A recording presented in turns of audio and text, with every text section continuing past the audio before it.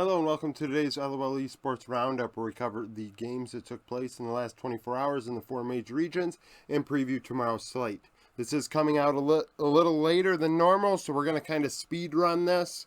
Also, if you're a member, I made a post because I wanted to give you guys an earlier prediction than what it would be otherwise. So if you are a member, it is in a post form for members only on the channel. You will not be getting a video today because of the timing of everything.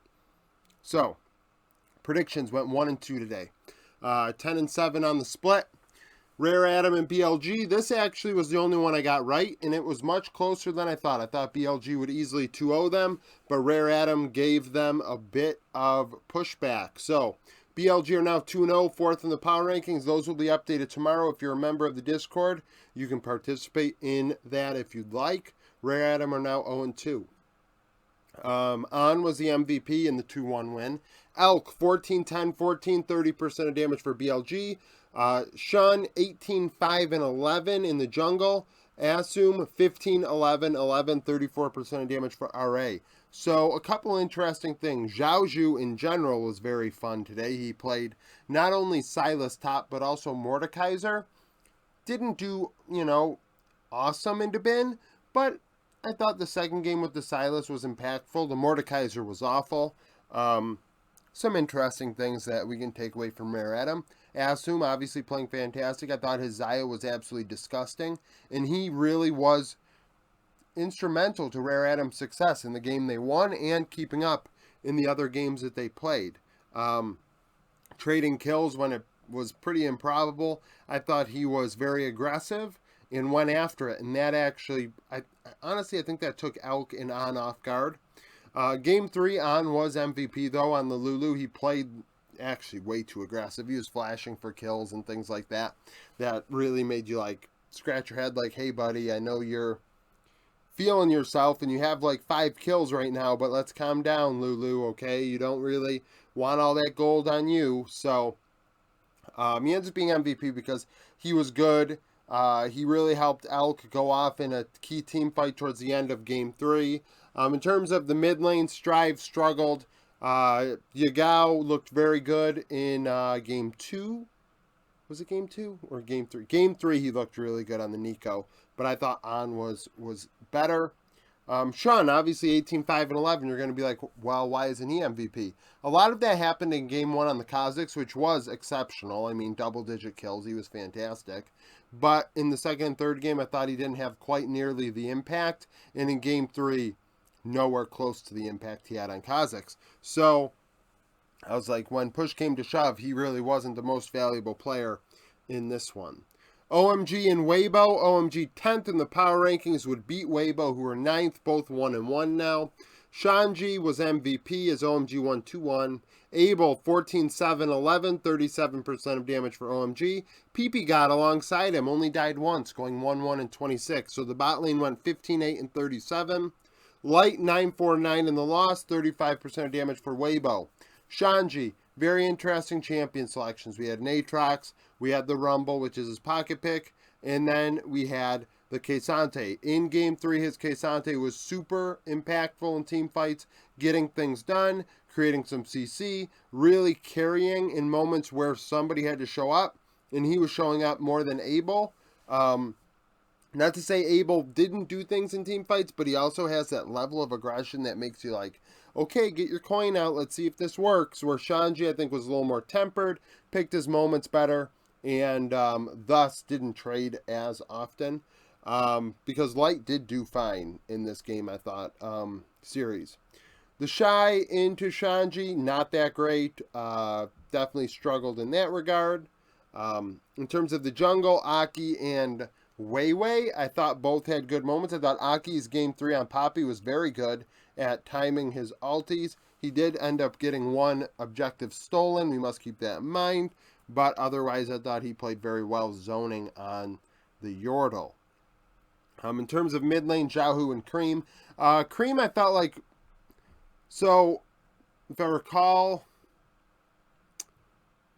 Yes. The game where Cream was on Ahri, he was noticeable.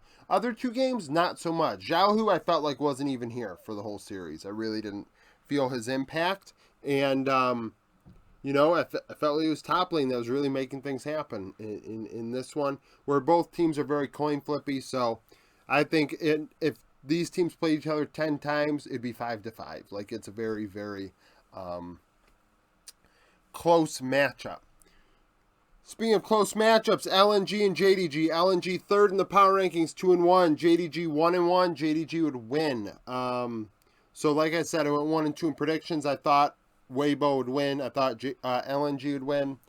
So JDG 2-1. Knight, yesterday in my roundup during the sneak peek, I said a mid laner has to show up. Both mid laners sucked last time these two teams played. Knight led the team in damage with 26%, 9-5-23. 369, 10, 4, and 17 was MVP. Gala, 8, 7, 13, 28% of damage in the loss. So, I'm mentioning mid laners and their impact and having to show up, and yet I made 369 MVP. Well, that was because he solo killed Scout 3 times in this one. So, it wasn't necessarily Knight dumpstering Scout, it was 369. Kesante into Nako, if I recall correctly, in game 1. Just absolutely put Scout in the grave. Scout was not very good in this one at all. Really felt like LNG's best moments were because of Tarzan on the Viego. Zika had a couple nice things on the Jax in one of the games, but otherwise LNG really struggled. Very low kill games, by the way. Game 3 really just turned in the final team fight. It was like, what, 6-4 in kills or something? JDG were up in gold the entire time, pretty much, despite being down in kills only with 1. They found the right team fight and were able to end off of it. And it really was an LCK-style game, almost, if you could imagine that in the LPL. When you have very elite teams with veteran players, not as willing to throw random shit out there and see what sticks, you know, LNG and JDG are very... you know, experienced players. They're not gonna int their face off in hopes that something, you know, works. So JDG went 2-1. Knight was impactful. Ruler, I felt like, was meh. Gala, meh. So it really wasn't the bot lane, it was the solo lanes. In this one, I thought Kanavi into Tarzan in game 3. Kanavi definitely opened up a chasm between them. The gold lead was on Kanavi and farm. Quite a big diffy there. Now, Kanavi, that is typical of him, but Tarzan's elite as well, you know. I mentioned we had 2 of the top 3 mid laners, in my opinion, right now in the world in this series. We also had 2 of the top 3 junglers as well. So, definitely a very fun series to watch. And if I recall correctly, I had Zika in my top 5 top laners. So with that in mind, we had 2 top 5 we had 2 top 5 top laners as well. So a very, very good one. It's a shame it happened so early in the split. You'd like it to happen later on and see, you know, after these teams have developed over a few weeks, if, you know, things would be different. Sneak peek for tomorrow. The pair of series aren't quite as fun. Ninja in Pajamas against LGD. Nip, 22nd in the power rankings, 1-1, coming off of a win against IG. LGD 0-2, coming off of a loss to Thunder Talk. Excuse me. In spring, LGD with 2-0 Nip. The only holdovers are LPZ Jin Zhao facing Photic and Zhu. So, LGD going back to LPC after Envy for a couple series. So, the bot lane matchup is the only thing that's the same, because LGD's top laner is now Fearness. It was Zhaozhu the last time they played. In terms of jungle and mid, Nip now have Shadow and Angel, where at that time they had Zhao Laobao and Pout. So, LPC and Jin Zhao went 6 kills, 6 deaths, 35 assists for 1,099 DPM. That accounted for 40%. Photic and Zhu, 6, 11, 28, 1,058, 33%. So the bot lane for Nip were definitely secondary in this one, if not third tier when it came to that series. I think Invincible had over 1,000 DPM despite losing. So maybe we'll see how he does into Fearness. I think Zhao Zhu is better than Fearness. So the top side of the Rift is probably where Nip are going to make their gains. Not only the fact that Angel is better than Pout, and I don't think Hai Chao goes off quite like he did the last time they played. Thunder Talk and Anyone's Legend. Thunder Talk 18th in the power rankings, 1-1, coming off of that win against LGD. Anyone's Legend 0-2, coming off of a loss to Team Wii. Thunder Talk 1-0 last split. The holdovers are the top side of the Rift, Hoya, Bechuan, UCal, into ZDZ, Zhao Hao, and Pin Z. Anyone's Legend now have a new bot lane, iBoy and Zora. ZQE is out. I don't understand why. I think he's better than iBoy already, or at least more interesting, and Zora is now there instead of Sword Art. Wanfeng is playing, but Yu Yanja is playing over Yao Yao, so... Top side of the Rift, Thunder Talk went 29-19-63 for 1,696 DPM. That was 2/3 of the team's damage. ZDZ, Zhao Hao, Pin Z, 16-29-29, 1,303, 63%. So similar averages in the mid-60s there, but one team obviously dealing a lot more damage, nearly 400 DPM more, which... I mean, over a 20-minute game, we're looking at 8,000 DP damage. That's a little bit of a diffy in a couple team fights. So, that one, there are a lot of different pieces here. I don't know how iBoy and Zora are going to look alongside each other.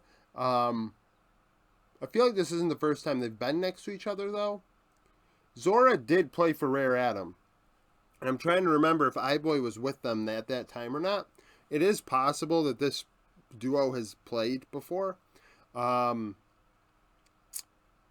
mean, I don't know. I think UCal looked very good in their last series. I thought Bechuan did as well. So, well, not Bechuan against LGD. No, Meteor actually did really well in that one in the loss. So, I mean, this one I think is closer than it's supposed to be. Thunder Talk are just the absolute...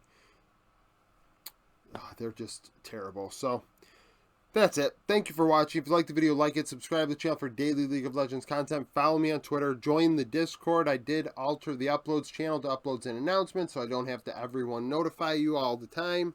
If you follow the announcements channel, you won't have to worry about being notified about like the Hall of Fame stuff, because the third class was announced last night. If you missed it, join the Discord and you'll see it.